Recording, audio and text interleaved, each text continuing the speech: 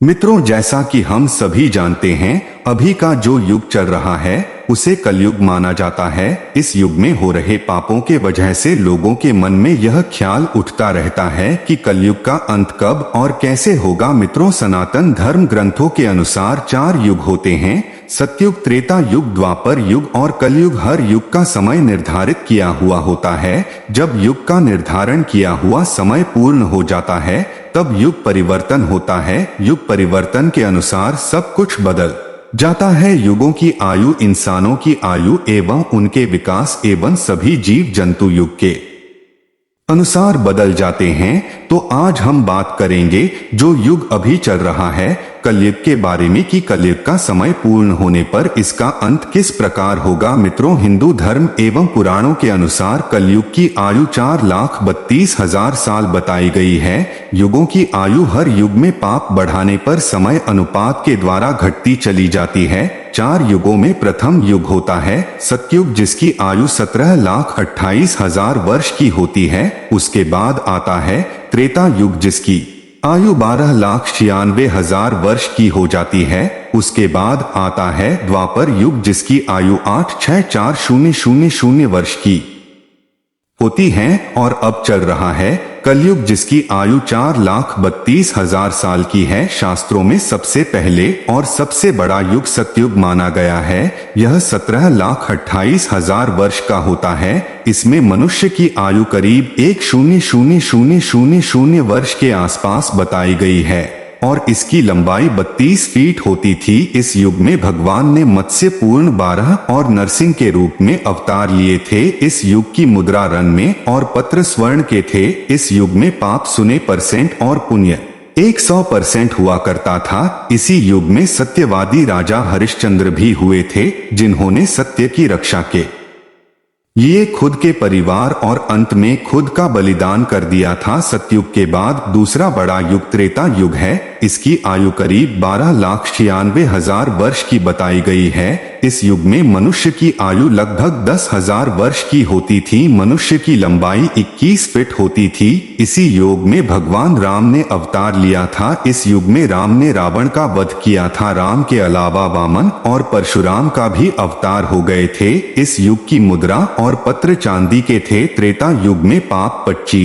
25% और पुण्य 75% था। तीसरा युग, जिसे द्वापर युग कहा जाता है, इसकी आयु 8,64,000 वर्ष की थी और इसमें मनुष्य लगभग 1,000 वर्ष आयु तक जीवित रहते थे। इस युग में मनुष्य की लंबाई 11 फीट हुआ करती थी। इसी युग में भगवान ने श्री कृष्ण के अवतार में कंस का संहार किया था और महाभारत काल भी इसी युग में चला था। इस युग की मुद्रा चांदी और पात्र तांबे के थे। द्वापर युग में पाप की मात्रा बढ़ाकर आधी हो गई थी। उसे समय पाप 50% है और पुण्य 50% हो गया था। शास्त्रों के अनुसार कलियुग को आखिरी और सबसे छोटा योग बताया गया है।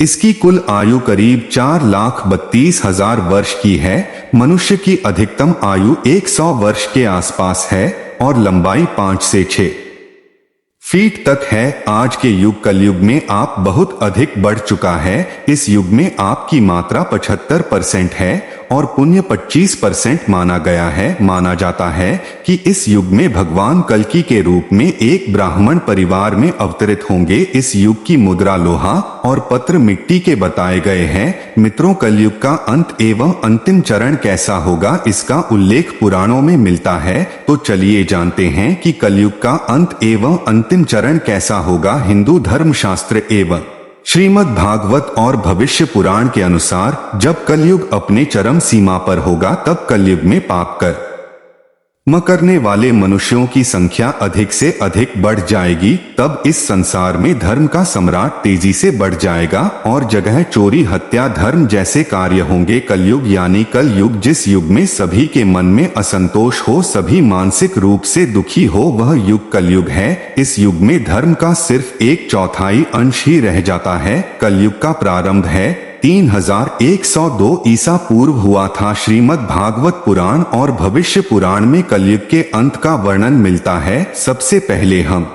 यह जानते हैं कि कलयुग अभी कितना बाकी है। मित्रों, मनुष्य का एक मानस पितरों का एक दिन और रात होता है, मनुष्य का 1 वर्ष देवता का 1 दिन और रात होता है, मनुष्य के 30 वर्ष देवता का 1 मास होता है, मनुष्य के 360 वर्ष देवता का 1 दिव्य वर्ष होता है, मनुष्य के 4,32,000 वर्ष देवताओं के 1,000 दिव्य वर्ष अर्थात 1 कलयुग होता है, मनुष्य की 8,64,000 वर्ष देवताओं की 2,400 दिव्य वर्ष अर्थात 1 द्वापर युग होता है, मनुष्य के 12,96,000 वर्ष देवताओं के 3,600 दिव्य वर्ष अर्थात 1 त्रेता युग होता है, मनुष्य के 17,28,000 वर्ष अर्थात देवताओं के 4,800 दिव्य वर्ष अर्थात 1 सतयुग होता है। इस महान से कलयुग का कल 432,000 साल लंबा चलेगा। अभी कलयुग का प्रथम चरण चल रहा है। कलयुग का प्रारंभ 30,102 ईसा पूर्व से हुआ था, जब 5 ग्राम मंगल, शुक्र, बृहस्पति और शनि मेष राशि पर 0 डिग्री पर हो गए थे। इसका मतलब पहले की 3,102 वर्ष और अभी 2023 चल रहा है,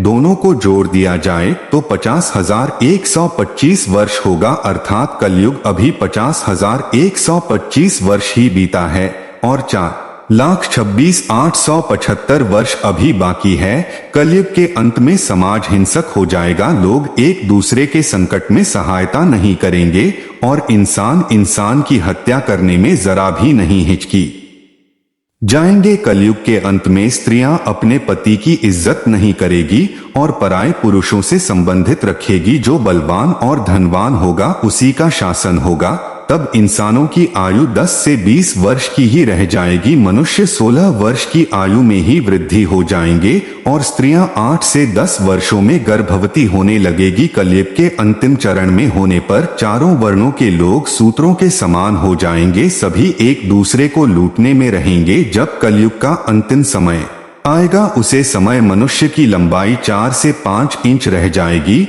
और धरती का तापमान कितना होगा कि सभी लोग गड्ढे खोद कर रहेंगे, लोग भूख प्यास से मारने लगेंगे और गाय भैंस बकरी की तरह छोटी छोटी हो जाएंगे और दूध देना बंद कर देगी, पेड़ पौधे फल देना बंद कर देंगे और सूखकर नष्ट हो जाएंगे। पृथ्वी की भूमि 5 से 7 फीट अंदर चले जाएंगे, भूमि पर अन्य का दान ना के बराबर उगेगा। लोग भूख प्यास एवं काल से दम तोड़ने लगेंगे। पृथ्वी लोक से सभी देवी देवता विलुप्त होकर अपने लोग चले जाएंगे एवं गंगा सहित सभी भारत की पवित्र नदियां सूखकर स्वर्ग लोक चली जाएगी। जब चारों तरफ अधर्म का सम्राट जो बढ़ जाएगा और लोग भूख प्यास से तड़प तड़प के मरने लग जाएंगे। पुराने के अनुसार तब भगवान विष्णु के 10वें अवतार भगवान कल्कि का जन्म होगा। भगवान विष्णु कल्कि अवतार में समस्त संसार से मात्र 3 दिनों में ही पपिया का सर्वनाश करके उन्हें धर्म की स्थापना करेंगे। जब कलयुग में सारे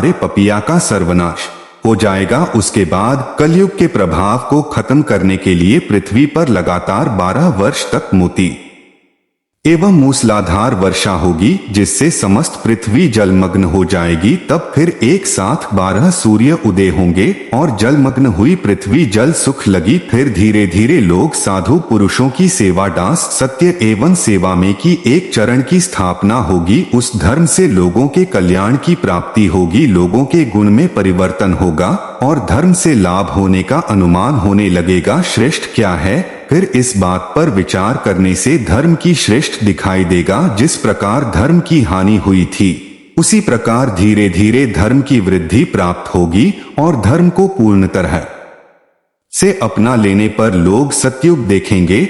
तब फिर इस पृथ्वी पर नई भूमि एवं नए युग का निर्माण होगा, जो सतयुग के नाम से जाना जाएगा। तब इस संसार में फिर से जीवन यापन संभव होगा। मित्रों, उम्मीद करता हूँ इस वीडियो से कलयुग के अंत के बारे में थोड़ा ज्ञान तो अवश्य मिला होगा। मिलते हैं अगले वीडियो में, आज के लिए इतना ही। धन्यवाद।